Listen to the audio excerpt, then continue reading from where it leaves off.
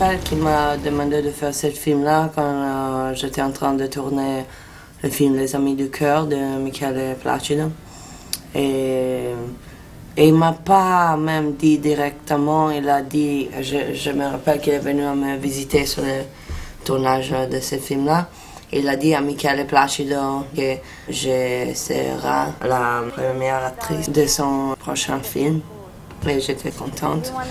Et après, quand j'ai lu le scénario, j'ai compris qu'il a écrit un rôle pour un film anorexique et que j'étais roumaine dans le film. And this gave me, a lot of worries because I had to act in English and with a Romanian accent. And at the time, my English was not so good either. And then that I had to be anorexic, so I understood that he was talking about my sister Anna. That he was, the character of the mother was like this monster, so that was my mother. So he put me in a difficult position by doing that. And that the whole Romanian, I didn't understand why I didn't write the character for, an Italian, what the hell, so I had to learn the accent. And then I remember he was, I had to be very skinny, which I was, and still am, but at the time I was particularly skinny. I used to weigh 43 kilos for that movie, because he would, watch me and he would watch, what I'd eat. And I ate only, chicken and salad for months and months, I was very, very skinny.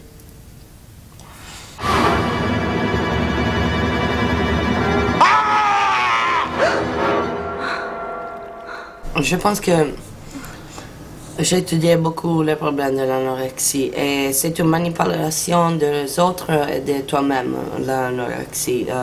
Tu manipules ton corps, mais aussi les autres, parce que les autres ne t'ont pas aidé.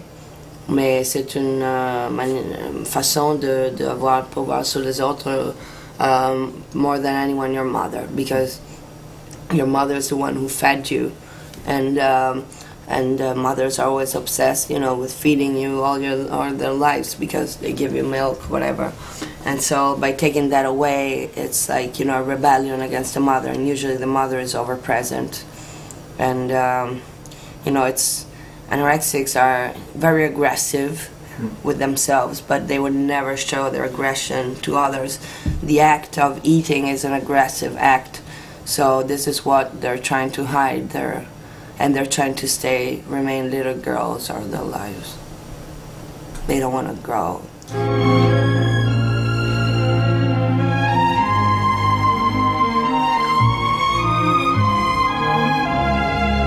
The name of the actor was Chris Rydell, and he was the son of Mark Rydell, the director. I think my father was looking for many actors. I think the casting was difficult. The stars didn't want to do that movie. My father wanted a bigger cast. And he wasn't able to put it together. So finally found this one. I think he's a typical Dario Argento male lead. My father always chooses this sort of not very interesting, blondish, kind of strong. My father always wants strong and, kind of, masculine kind of guys, it's similar to the guy in Inferno.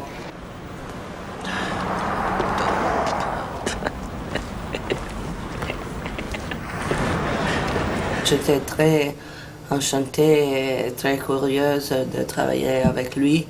Je me rappelle un jour quand il a tourné, moi je tournais pas avec lui, je suis allée sur le plateau pour le connaître. And we were talking a lot. Et je me rappelle que mon père était un peu jaloux de ça. Après ça, il a traité Brad Dourif pas trop bien. Will you help us?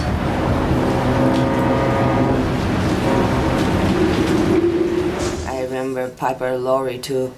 Was very. I liked her a lot. I liked working with her. She was great. And I remember there was je me rappelle there was très bien bon atmosphère sur le tournage, very young people in the crew, and my father liked it. We liked Minneapolis. I went to Minneapolis 3 months before shooting. I remember he wanted a light.